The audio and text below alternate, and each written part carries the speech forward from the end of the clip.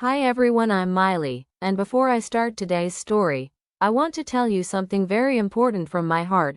This video is not only for listening, it is for reading, listening, pronunciation, and speaking practice together, so please don't watch this video passively like background noise. I want you to do it actively with me. Read with me if you can. Listen very carefully, move your mouth even if no sound comes out. Repeat the sentences softly or loudly, and most importantly, focus on how sentences are built, how words connect naturally.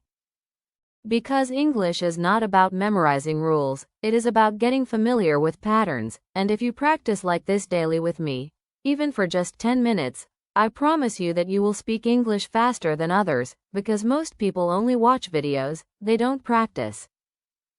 And today's topic is very simple, very real, and very useful. It is about going to the market, because this is something we all do in real life, and learning English through daily life stories is the easiest and most natural way to understand and remember English. So now let me start my story. Today I wake up in the morning and I suddenly realize that there is no food at home.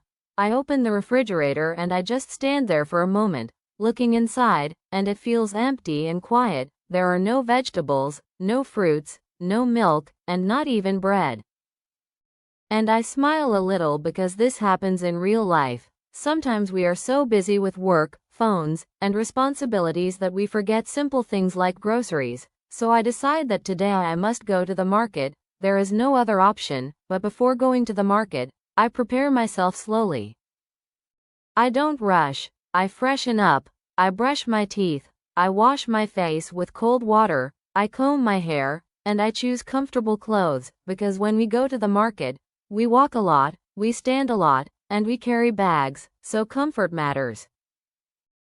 Then I take a reusable shopping bag because I don't like wasting plastic bags, and while I am getting ready, my mind is already making a list of things I need. This is also English practice if you do it consciously. So I tell myself in English, I need vegetables, I need fruits, I need snacks, maybe rice, maybe pulses, and a few household items, and I slowly name them: tomatoes, onions, potatoes, spinach, apples, bananas, milk, oil, and spices. Then I lock my door and step outside. And the moment I step outside, life feels active. I hear the honking of vehicles, the sound of footsteps, people talking, shopkeepers opening shutters, and somewhere in the distance I smell street food, fried snacks, and fresh tea. Markets always have a special energy. They are full of life, full of noise, full of movement, and full of small human stories. As I walk toward the market, I observe people carefully. Some people are rushing because they are late, some people are relaxed and walking slowly, some are talking loudly on their phones, and some are already bargaining even before reaching the shop. When I finally reach the market area, the first thing that catches my eyes is the colorful display of vegetables, green leafy vegetables on one side, red tomatoes stacked in neat piles, yellow lemons shining in the sunlight, purple eggplants, and vendors calling out loudly to attract customers, saying things like fresh vegetables, best price, today's special. And this sound is almost musical in every market. Then I walk slowly because I like to observe everything. I see an old man carefully choosing vegetables, checking each tomato, pressing it gently to see if it is fresh. And I see a woman comparing prices between two stalls, calculating silently in her mind. This is very common in markets. People want the best quality for their money. Then I stop at a vegetable stall and greet the vendor politely. I say hello.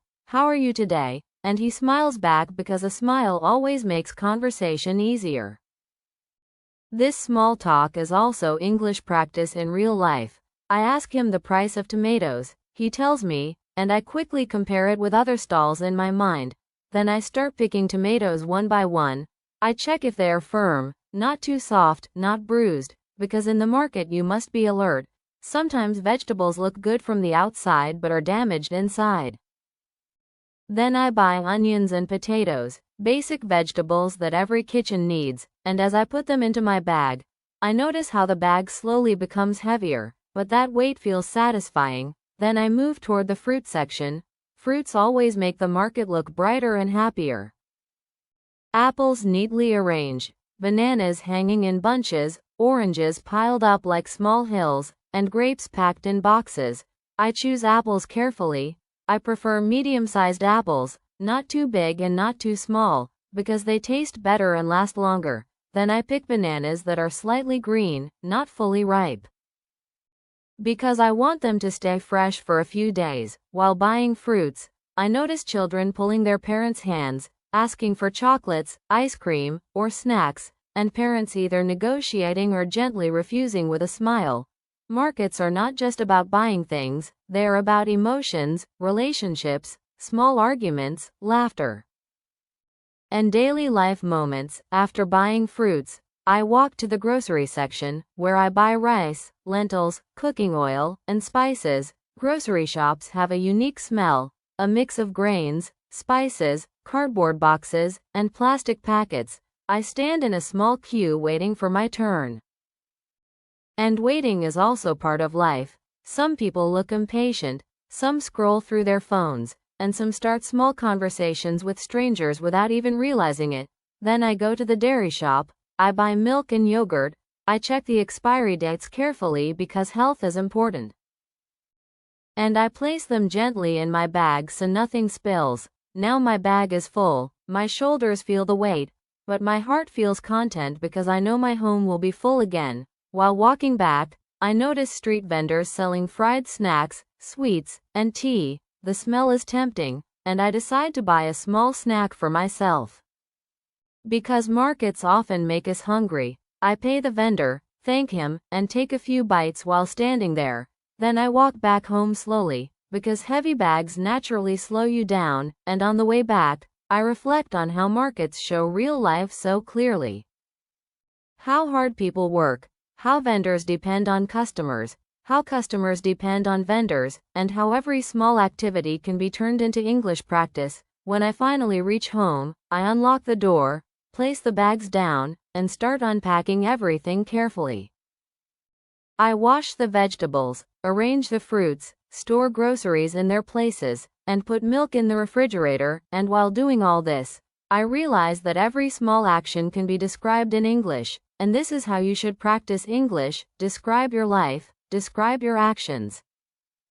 Describe what you see and feel. Don't worry about mistakes, because fluency comes from use, not from perfection. So if you listen to this story carefully, if you read along, if you moved your mouth and repeated even a few sentences, you are already improving your English. Even if you understood only 30 or 40%, that is completely okay. Understanding grows with consistency, not with pressure. So promise yourself that you will listen to English daily, even for just 10 minutes, without breaks.